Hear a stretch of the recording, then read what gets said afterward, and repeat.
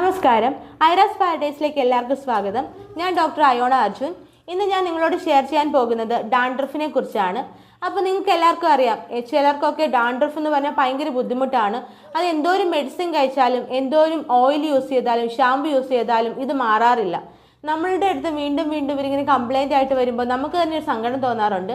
പക്ഷേ ഇങ്ങനെ ഡാൻഡ്രഫിൻ്റെ വിഷയങ്ങളുള്ളവർ ഇതൊന്ന് ശ്രദ്ധിച്ചു നോക്കൂ. ഞാൻ ഇനി പറയാൻ പോകുന്നത് ഡാൻഡ്രഫ് ഉള്ള ആൾക്കാർ കഴിക്കാൻ പാടില്ലാത്തതുമായിട്ടുള്ള ചില ആഹാരങ്ങളാണ്.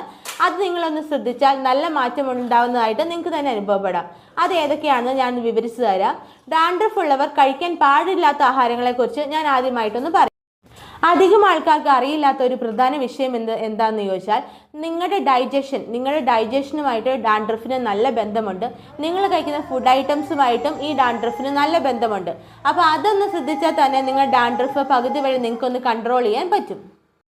അതിൽ ഏറ്റവും പ്രധാനപ്പെട്ടതും നിങ്ങൾ മസ്റ്റായിട്ട് ഒഴിവാക്കേണ്ട ഒന്നാണ് തൈര്. നിങ്ങൾ തൈര് പൂർണ്ണമായി ഒഴിവാക്കണമെന്നല്ല ഞാൻ പറയുന്നത്, എങ്കിലും തൈര് കഴിക്കുന്നത് നിങ്ങൾക്ക് ഡാൻഡ്രഫ് കൂട്ടാനുള്ള വിഷയങ്ങളുണ്ടാവും. അതുകൊണ്ട് തൈര് നിങ്ങൾ മാക്സിമം ഒഴിവാക്കണം.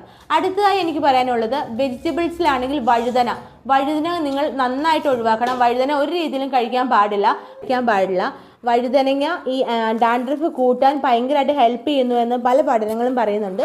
വഴുതനങ്ങ നിങ്ങളുടെ ഫുഡിൽ നിന്ന് തന്നെ അങ്ങ് കുറയ്ക്കുക. അടുത്തതെന്ന് പറയുന്നത് ഡീപ്പ് ഫ്രൈഡ് ആയിട്ടുള്ള ഐറ്റംസ് ആണ്. ഡീപ്പ് ഫ്രൈ ഒരുപാട് എണ്ണയിൽ പൊരിച്ചതായിട്ടുള്ള ഫുഡൊക്കെ നിങ്ങൾ ഒഴിവാക്കണം.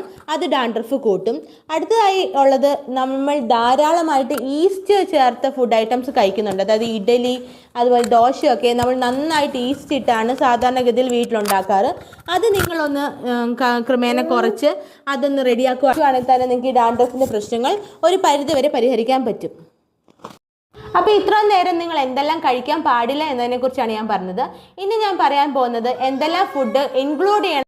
അപ്പോൾ അതിൽ നിങ്ങൾ ഏറ്റവും കൂടുതലായിട്ട് ആഡ് ചെയ്യേണ്ടത് വാൾനട്ട്സും ഫ്ലാറ്റ് സീഡ്സും ഒക്കെയാണ്. അതൊക്കെ നിങ്ങളുടെ ഡാൻഡ്രഫ് കുറയ്ക്കാൻ ഭയങ്കരമായിട്ട് സഹായിക്കുന്നതാണ്. അപ്പോൾ അത് നമ്മളേറെ നമ്മുടെ ഭക്ഷണത്തിൽ കൂട്ടുകയാണെങ്കിൽ നല്ലത്. ഡ്രൈ ഫ്രൂട്ട്സ് ഒക്കെ കഴിക്കുന്നത് നല്ലതാണ്. അതുപോലെ തന്നെ omega-3 ഫാറ്റി ആസിഡ്സ് കഴിക്കുന്നത് വളരെ നല്ലതാണ്.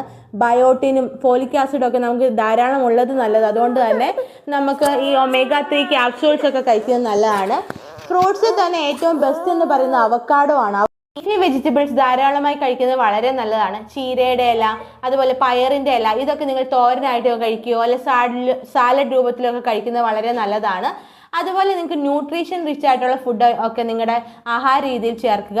അപ്പോൾ നിങ്ങൾക്ക് ഡാൻഡ്രഫ് ഈ മരുന്നിൻ്റെ കൂടെ തന്നെ ഇത്തരത്തിലുള്ള ഫുഡ് ഡയറ്റും കൂടെ പാലിക്കുമ്പോൾ തന്നെ ഡാൻഡ്രഫ് കുറയുന്നതായിട്ട് നിങ്ങൾക്ക് കാണാം. ഇനി മരുന്ന് കഴിച്ചിട്ട് നിങ്ങൾക്ക് മാറുന്നില്ലെങ്കിൽ ഇതും കൂടെ നിങ്ങളൊന്ന് ചെയ്ത് നോക്കുക. അപ്പോൾ ഇന്ന് ഈ ചെയ്ത വീഡിയോ നിങ്ങൾക്ക് ഉപകാരപ്രദമായി കാണുമെന്ന് വിശ്വസിക്കുന്നു. വീണ്ടും നല്ല നല്ല വീഡിയോസായിട്ട് വരുന്നതായിരിക്കും. Until then thanks for watching.